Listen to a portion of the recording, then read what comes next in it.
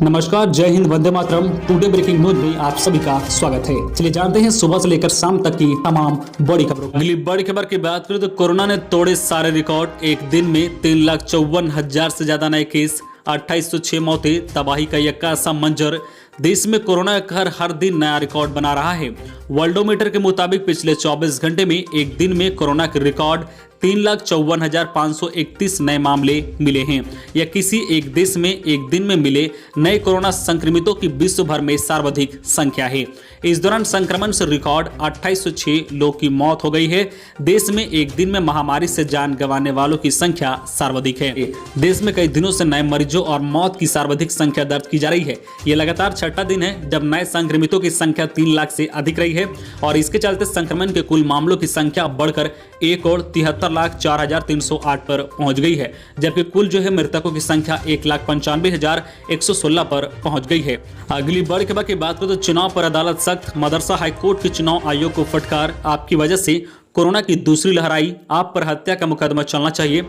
Corona की बिगड़ते हालत के बीच मदरसा हाईकोर्ट ने सोमवार को चुनाव आयोग को कड़ी फटकार लगाई है।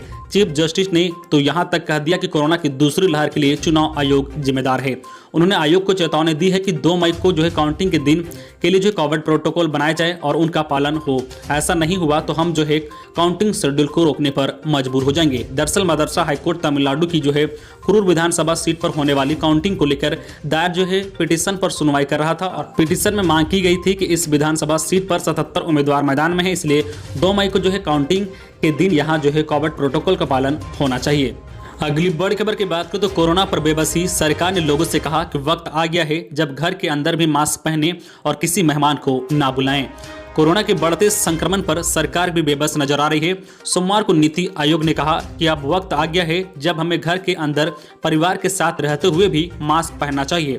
साथ ही इस बात का भी ध्यान रखें कि मेहमान को घर में ना बुलाएं। आयोग में हेल्थ मिनिस्ट्री के मेंबर डॉक्टर वीके पॉल ने कहा कि डर या भय ना फैलाएं, इससे हालत सुधरने की बजाय और बिगड़ सकते हैं। अच्छी बात यह है कि अब लोग घर में भी मास्क लगाने लगे हैं।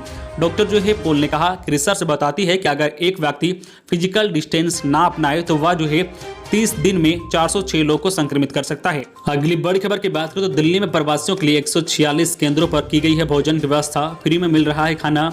सियासी दखलंदाजी से दूर दिल्ली में प्रवासियों के लिए प्रशासनिक स्तर पर भोजन की व्यवस्था शुरू कर दी गई है। उपराज्यपाल अनिल बैजल के निर्देश पर इस बार विधायकों के बजाय यह व्यवस्था जिला अधिकारियों के स्तर पर फ्री की गई है। सोमवार को बैजल ने आला अधिकारियों संग वर्चुअल बैठक कर इस व्यवस्था की समीक्षा की और इस पर लगातार निगरानी रखने के निर्देश दिए हैं। बैठक में उपराज्यपाल को बताया गया है कि प्रवासी लोग दिल्ली नहीं छोड़े, उनके नियमित भोजन का प्रबंध कर दिया गया है। जिला अधिकारियों द्वारा उनके भोजन के लिए 146 केंद्र चलाए जा रहे हैं, जिसमें अभी 52,553 पैकेट बांटे गए हैं। पूरे लॉकडाउन में ये केंद्र प्रवासी को खाना खिलाते रहेंगे। साथ ही सार्वजनिक कल्याण बोर्ड द्वारा भी खाना खिलाने के लिए 77 केंद्र शुरू कर दिए गए हैं, जहां 12,284 फूड पैकेट बांटे गए हैं। अगली बड़ी खबर की बात करें तो महामारी के खिलाफ सेनाएं भी तैयार। 2 साल में सेना से रिटायर हो चुके मेडिकल स्टाफ को वापस बुलाया जाएगा, कोविड सेंटर में तैनाती होगी।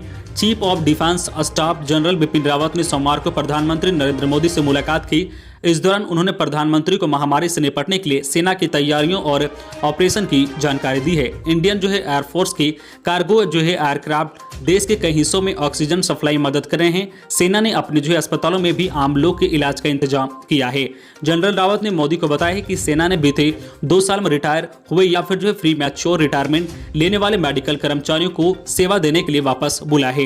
इसकी तैनाती 2 तरह से की जा रही है। उन्हें कोविड सेंटर में तैनात किया जा रहा है या फिर वे जहां हैं वहीं से उन्हें सेवा में लिया जा रहा है। यह जानकारी पीएमओ के एक बयान में दी है।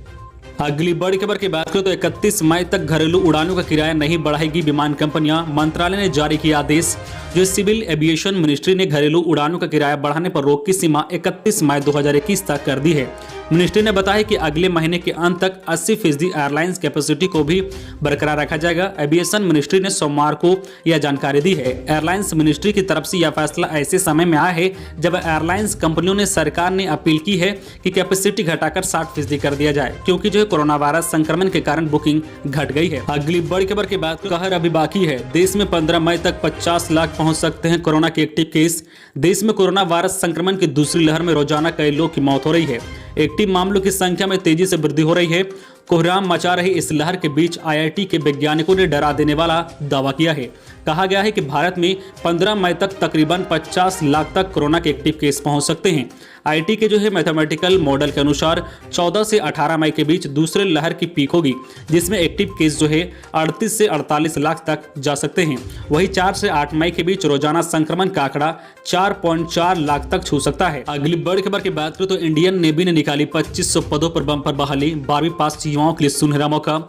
अगर आप 12वीं पास है तो भारतीय नौसेना में नौकरी पाने का सुनहरा मौका है। इंडियन नेवी ने नाविक के लिए हजारों पदों पर बहाली होने वाली है। इसके लिए आवेदन भरना भी शुरू हो गया है। अगर आप 12वीं पास साइंस से पास है तो फिर देर मत कीजिए, जल्दी इंडियन नेवी का आवेदन भर जो है अपने सपनों को पूरा कर सकते हैं। भारतीय नौसेना ने देश भर में 2500 पदों पर जो है भारतीयों के लिए आवेदन की प्रक्रिया शुरू कर चुकी है। जल्दी आप आवेदन कर सकते हैं क्योंकि आवेदन करने की अंतिम तिथि खत्म होने में बस 5 दिन बचे हुए हैं। आप अधिक जानकारी के लिए और जो है अप्लाई करने के लिए जो है joinindianNavy.gov.in पर जा सकते हैं।